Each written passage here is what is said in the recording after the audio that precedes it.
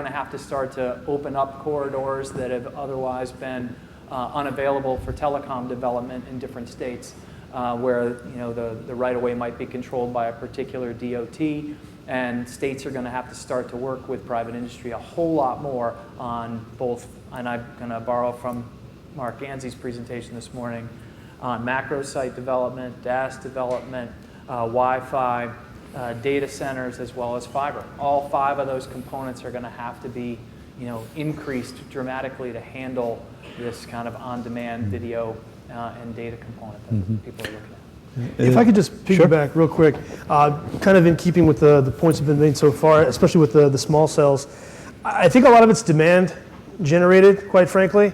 When there's a business case for it, it's very similar to what you see with DAS solutions today.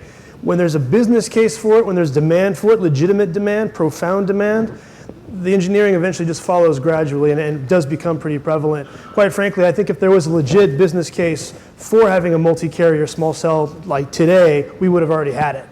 To the earlier point, it wouldn't have made sense, at least with typical carrier politics the way it exists today, but we're getting there. I think the same can be said for the connected car scenario as well. Now that it's in its infancy and becoming more and more prevalent, the network's eventually going to adjust to accommodate it as well. It's really no different than a Wi-Fi hotspot on your phone. I mean, it's a device that's moving on your body that you're connected to. The interference issues are the same for both applications. Questions? We were brainstorming before, and this is interesting to have this opportunity to just talk about it. But the small cell and DAS environment in the public rights of way and the RF exposure.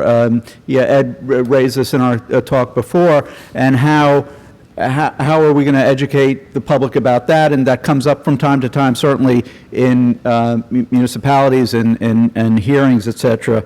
And just taking it another step further. We were talking about tall towers. You have a bigger problem with OSHA safety issues, and we've seen a lot of fatalities. With small cells and DAS, there's an implication perhaps that that you still, as we said, you can still fall from 30 feet, but maybe there's some issues about safety that we can talk about. Ed, you teed it up earlier. Yeah, I don't have an answer. I have a master's in fine arts and poetry. I don't have an answer. You're like me.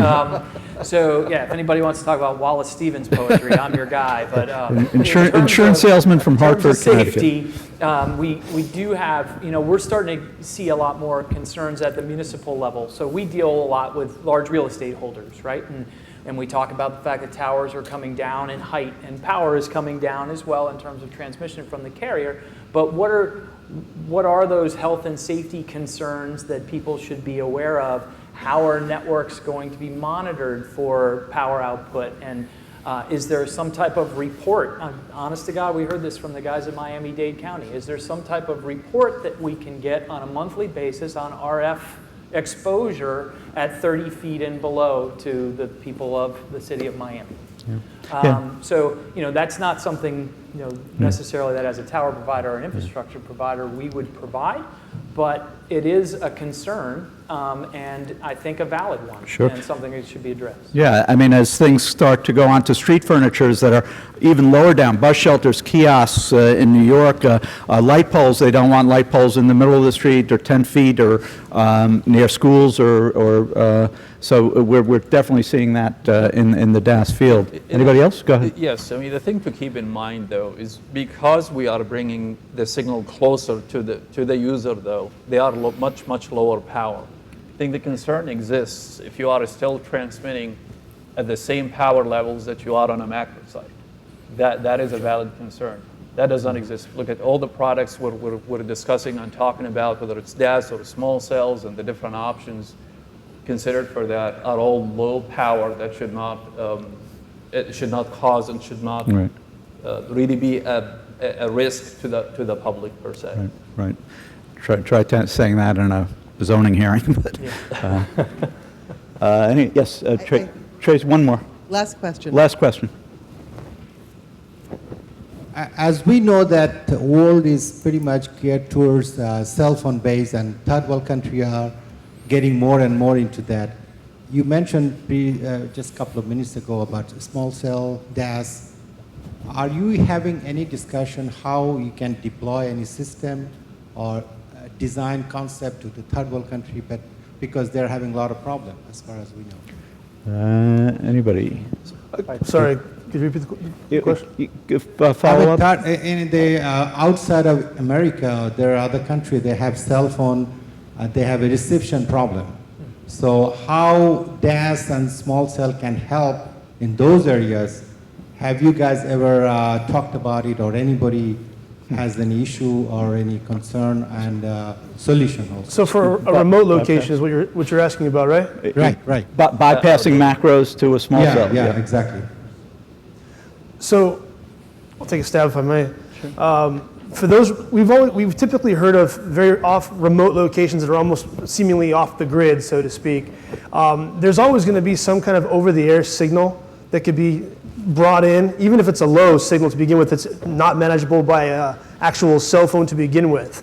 There is a signal that can be picked up in some way, shape, or form at a very low level, cleaned up, or filtered, so to speak, in technical terms, and then amplified and rebroadcasted. It's really just a matter of doing it the appropriate way and designing for it for a given location, depending on where those different locations might be and what kind of signal or how strong the signal is coming in to begin with. Usually, it's a lot of times from what we see in our industry today, it's an over-the-air signal, like a repeater.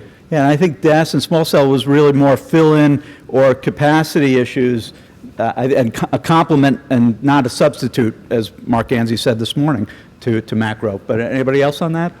In developing countries, I guess? Yeah. Well, absolutely. The over-the-air kind of signal booster is definitely a viable solution. And the small cells, if there's backhaul available, terrestrial, like IP backhaul can be used. But, like for me, I live in a place where I have poor coverage of certain operators. But at 2 o'clock in the afternoon, because I live in a rural area, when the kids get off school and start playing Call of Duty, internet throughput crashes. So I'm not a small cell customer at home for a femto because I actually don't have backhaul available for about a third of the day. Yeah. So, a signal booster for me is like the only viable solution. Yeah. And trying, running fiber where, elephants are charging at you is not an easy solution. I'll take it a step further if I may, and maybe make it a little comical for you too. We've heard of certain clientele that are actually farmers, and they actually know where their repeater is. It's amplifying the actual cell phone coverage in their vicinity, and they purposely, to Art's point, they purposely, after a certain time of the day, choose to turn their repeater off and disconnect from the rest of the society, at least for the rest of the evening, and then turn it back on when the day begins tomorrow. FYI. So I think we have to wrap it up, but please join me in thanking our experts. They get to walk around today and say, I'm an expert. Go home, tell your parents, tell your kids, tell your wife, I'm an expert, and see how far it gets you. Thank you. Thank you.